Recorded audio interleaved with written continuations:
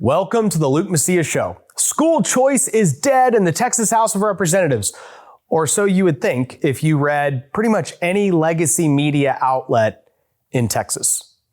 We're going to break down today what actually happened during the budget vote. There is a lot to be hopeful for. By the way, that same day, the Texas Senate passed the largest school choice program that I've seen considered in the legislature in Texas history in Senate Bill 8 with Senator Creighton. Very encouraging movement on that side, but on the Texas House side, I mean, I literally, guys, this weekend during my Easter break, had family members, people in my church asking, hey, did the Texas House of Representatives really kill school choice?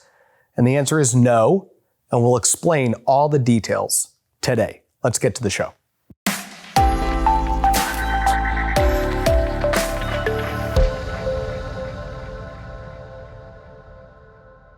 If you get your news from any of, again, the large legacy media outlets in Texas, then you would have read headlines like Texas House of Representatives by a 30-vote margin says no to school choice. And if that's the case, well then, case closed. We know what's going to happen this session. It's over. It's done. But that's not really the case. Now, in order to break it down, we're going to have to get into a little bit of legislative minutia to understand the process and how it works. Now, here's the truth. I wish that every single member of the Texas House that actually knows they're going to vote for school choice would have voted correctly on the motion, on the amendment on the budget by Abel Herrero. So let's back up. 3 of the last 4 sessions, I think maybe 2 of the last 3, but I think 3 of the last 4 sessions, Abel Herrero has offered an amendment on the state budget that says no money from this budget, from the education article, may be used to pay for a voucher program. And that has always successfully passed. It passes onto the House budget, it goes to conference committee, and it always gets stripped out. Okay? So it is theater, but it's also substantive. The Democrats do this because they actually want to send the message, hey, the Texas House of Representatives doesn't support school choice, so stop talking about it. They're trying to force everyone to be on the record on an issue that they know will take them out of alignment with teacher unions. And as we've explained on this show multiple times, there are a sizable amount of Republicans who are pretty loyal to teacher unions as a whole. So this session was no different. Abel Herrero brought his same amendment. And when he brought it, there were a lot of forces trying to figure out how many Republicans they could get to oppose this amendment. On that same day, the Texas Senate passed Senate Bill 8. And just to break down Senate Bill 8 for you very quickly, Senate Bill 8 essentially says that every single person currently in a public school or who is yet to reach school age qualifies to receive an education savings account, an account that will be capped at distributing $500 million, okay? And that will help about 60,000 students, roughly. It is a good program. There are some problems with it, and I'll tell you the number one criticism that has arisen is that low-income private and homeschool students don't qualify, but very high-income public school students do. And here's what I mean by that. Let's say you're somebody who's working 2 jobs, your wife and you, maybe you have a second job, you Uber drive a little on the side to get some extra cash, and y'all bring in $90,000 a year. And that pays enough for you to live where you live and also send your kid to a private school that costs $6,000, $7,000, $8,000, $9,000. A significant sacrifice that you're making every single year. SB 8 in its current form, is set up to where it doesn't bring those people into the bill. But if you're somebody who makes $300,000 a year and your kid goes to a public school, you can qualify for an ESA. You at least get a chance to qualify. So a criticism is that that's unequal, right? The other criticism is that it pays the school that the student leaves for 2 years. So for 2 years, that school, instead of getting like $12,000 a student, gets 10. So they essentially get $10,000 as if the student was there, but the student's not there. So they get paid over 2 years, and then they stop getting those payments. So these are kind of 2 criticisms of the bill. The bill as a whole, though, is still the largest school choice program that I think has been considered in a significant way in the Texas House of Representatives. Now, when I say considered in a significant way, universal school choice, which is what Arizona now has, what Florida is soon to have likely, and what we'd like to see here in Texas, is, I don't think, on the table. And when we actually break the vote down in the Texas House of Representatives, I think you'll agree with me that it's not on the table at this moment in time. But it is being considered. I don't think it's being seriously considered because I think everyone knows that the math is simply not there for that proposal. So Senate Bill 8 passes the Senate, and on that same day, they're debating the budget, and Abel Herrera brings up this amendment that says, hey, no money from this budget can go to school choice. Chairman Brad Buckley of the Public Education Committee and Cody Harris get up and actually ask the body to kill this amendment. Now, this is another great news that came out. I have said from the beginning that I thought the Public Education Committee was crafted in such a way by the Speaker to allow a school choice program to pass. And I think we now know that that is the case. Harold Dutton did not vote on the amendment at all. He was staying objective through the hearing. Literally, I'm recording this show on a Monday, and on Tuesday, tomorrow, there will be a public education hearing on school choice. So we know that they're still moving forward with considering the policy. We know that that budget amendment, even though it did ultimately pass, and I'll get to the details of that, will get stripped out in conference, so that's not a problem. And we know that Cody Harris, Brad Buckley, and I believe Harold Dutton showed that they're not against school choice, which means that there is absolutely a path to the majority of that committee voting out a school choice program. So what does the vote tell us? What do we take away?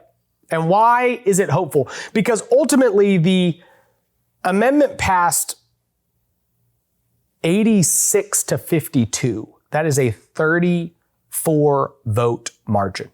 That's a big margin.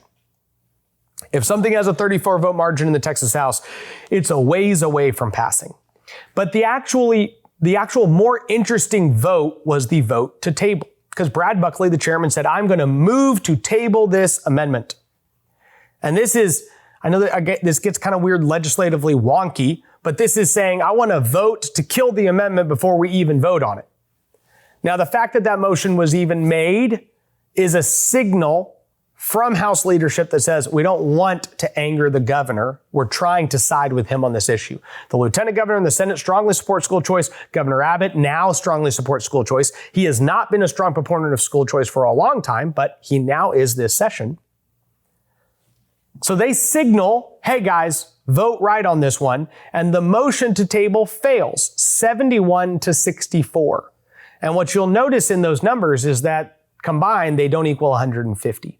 And that's because if you take the speaker out of it, there are still 14 members of the legislature that were either absent, they were present and not voting, or several of them say their machines malfunctioned. So let's take those 14 and break them down. If you take the 14 and break them down, I believe that 9 of them are supporters of school choice and 5 of them are opponents to school choice. So if you add those to the respective votes that took place, you then have the motion to table still failing. So the motion that says, I'm going to move to kill the Abel Herrera amendment that says no money can go to school choice. That motion, I believe, if everyone had voted, would have still failed. So the teacher union side would have won by a vote of 76 to 73. 76 to 73. A 3-vote margin. And really a vote margin that could be changed by 2 people making a different decision. 2 members of the legislature. So what's our takeaway? Well, I think I'm going to kind of give you insights into 2 things. So right after that, I'm telling you 10 minutes later, there was a vote on the amendment that lost 52 to 86. Why? Well, guys, just to remind you, there's a lot of politicians on the floor of the Texas House of Representatives. These people don't want to make decisions more often than they need to, and they don't like siding against teacher unions more often than is absolutely necessary. And so you had quite a few members, and this is the coalition of members that will decide whether school choice passes or fails this session. You have about, in my opinion, between 55 and 60 members of the legislature, because there were a lot of present not voting, another thing for that vote as well. You have about 55 members of the legislature that are strong supporters of school choice in that building. And then you have about 20 members who will vote for school choice if the governor tells them they really kind of need to, and they feel the pressure back at home, and they think it's going to cost them politically if they don't. They will do it, but they don't want to do it. So when they vote on the motion to table, the motion to kill this amendment, they're like, yep, I'll vote the right way. And then when they actually have to vote on the amendment 10 minutes later, they're like, I'm just going to vote for the amendment. That way my school teacher union people are all happy with me, at least for the time being, because they know that in a number of weeks, 3 to 4 weeks, they're going to be voting on school choice. So there are about 20 members of the legislature that are going to basically vote both ways this session. But the governor has said, I want this to happen. And if these members don't line up with his agenda, it's going to be a problem. Here's the other irony that I have to point out. I really have to point this out. There is an easy way that motion could have died. And that would have been if Greg Abbott hadn't worked so hard with a bunch of other people to help keep rhino Republicans in the legislature who are completely aligned with teacher unions. You've heard me complain. Members of the Texas Freedom Caucus, Governor Abbott, a bunch of Republican caucus members came in heavy for Glenn Rogers. Glenn Rogers' re-election. Glenn Rogers signed on to the Abel Herrero amendment. He literally co-authored the Democrat amendment that said, I'm 100% in the back pocket of teacher unions. I will never move on this issue. And this issue that now Governor Abbott and all these Republicans say is the most important issue of our day, guess what? A bunch of them fought to keep Glenn Rogers in the legislature when his opponent was a conservative Republican who would have been on the right side of this issue. Kyle Kasal. You go through the list of members, and there are a lot of members that are voting against the motion to table, who are voting for this amendment, that have been strongly supported by Governor Abbott and the Austin Republican establishment for a very long time. And now all of a sudden they're saying, hey, we might not have the votes to pass conservative Republican policy. Why is that so? Why are these people not getting in line? Well, maybe because you've gone into a lot of these Republican primaries and you've actually propped up the worst of the worst. Many of the members that voted correctly on this vote, voted with Governor Abbott's agenda, are people he directly opposed and Dade Phelan directly opposed.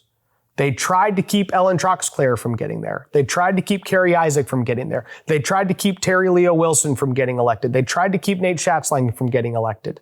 They tried to keep Mark DeRazio from getting elected. These are members of the legislature that are all right on this issue and whose opponents would have likely sided with the teacher union. Some of them obviously would have. I mean, literally like Justin Berry against Ellen Troxclair, Barron Castile against Kerry Isaac. These people would have been 100% in lockstep with teacher unions. And Governor Abbott, Dade Phelan in a lot of the instances, the entire Austin establishment came in heavy to try to say, we want to elect all these more moderate Republicans. And you have to understand that if school choice passes the Texas House of Representatives, it is going to pass by a handful of votes. And if it dies, it likely is going to die by a handful of votes. And people's decisions over the last several electoral cycles will have absolutely had an impact, a direct correlation to where this policy ends up. This is why we don't separate campaigning and governing. They're together. You elect the right people, you get better results. You elect bad people, it sets up a harder time getting those results. You still can get them though. 20 of these members of the legislature voted for the amendment to ban it all, but they're probably going to vote for school choice. Why? Because the political environment has been changed to such a way that it is more expedient for them to vote for a school choice program than not. But they're going to do so as little as humanly possible because that's how the Texas legislature works. This is how most people operate. It's not a good thing. It is what it is. It is the way these lawmakers operate.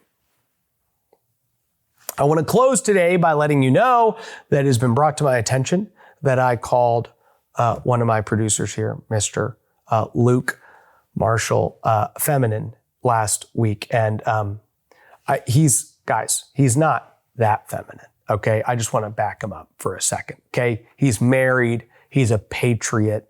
And so he's here, and I just want him to know that he's a phenomenal person and that everybody involved in making this show is incredible patriots that are trying to save the state of Texas. But I often compare people to myself, unfortunately, and I can't help it that I have a lot of masculine traits. It's just an unfortunate reality that I have to struggle with. And so I apologize for anything disparaging I would have said last week. And anyway, I want you to know that. Also, you have to understand that we're coming to you every single week with as much information as possible. Guys, if you have not checked out the Texas Scorecard app on Roku, you have to do it. We're having more and more people download this on a weekly basis. I've gotten feedback from people who've said, hey, downloaded the Scorecard app. I'm able to watch your show. I'm able to watch the headline. I can watch documentaries that Texas Scorecard has produced, is producing. We're in the middle of producing even more content that you're going to be able to watch and follow along with.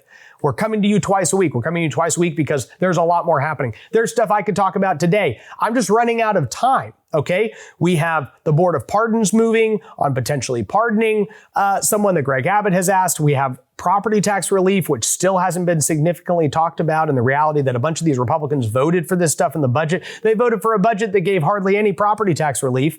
And these are all these people that say they support property tax relief. But I can't break it down in every single episode because we're going to run out of time. And one of the things I've been told consistently, which y'all can email me with my email blast, you can comment on the shows, but the reality is that most people like this show a little under 30 minutes. And so I try to bring you the most important information while also knowing I'm having to come to you a little bit more right now because there's so much going on. There's a hearing going on in the House tomorrow on HB 20, which is the border security bill, probably the best opportunity for border security we have this session. There's hearings on school choice in the Texas House of Representatives. There's more important policy on both sides of the chamber. So a ton of great stuff moving. I think the Senate is actually hearing a mandated E-Verify bill by Lois Kolkhorst, which would be phenomenal. The Business and Commerce Committee is hearing that. So again, if you're not plugged into one of these groups right now, you should be. Texans for Strong Borders, Texas Family Project, Texans for Vaccine Choice, Texans for Fiscal Responsibility, Texas Scorecard. But there are also these specific groups on these specific areas of policy. Because if you care about them, you need to know what's happening. And I can't keep you up to date every single week. I'm just telling you, I don't have the time to tell you every bill that's being heard, every hearing that's being heard, what the takeaways from that hearing are. I'm trying to bring you the most important information. And then hopefully you're further connected with these other organizations so that you can know even more about what is going on. When it comes to school choice, I do not think the battle is over. I think it's far from over. And I think the vote breakdown shows that we are literally a handful of votes away from swinging the votes we need to pass a school choice program and finally loosening the grip that teacher unions have on our state. I think it can happen. I hope it does happen. And I will let you know if there are any changes to that situation. Have a great rest of your week. I'll come to you in a couple days with another update. God bless you, and may God bless Texas. No ads, no paywalls, no government grants, and no corporate masters. Just real news for real Texans. This is Texas Scorecard.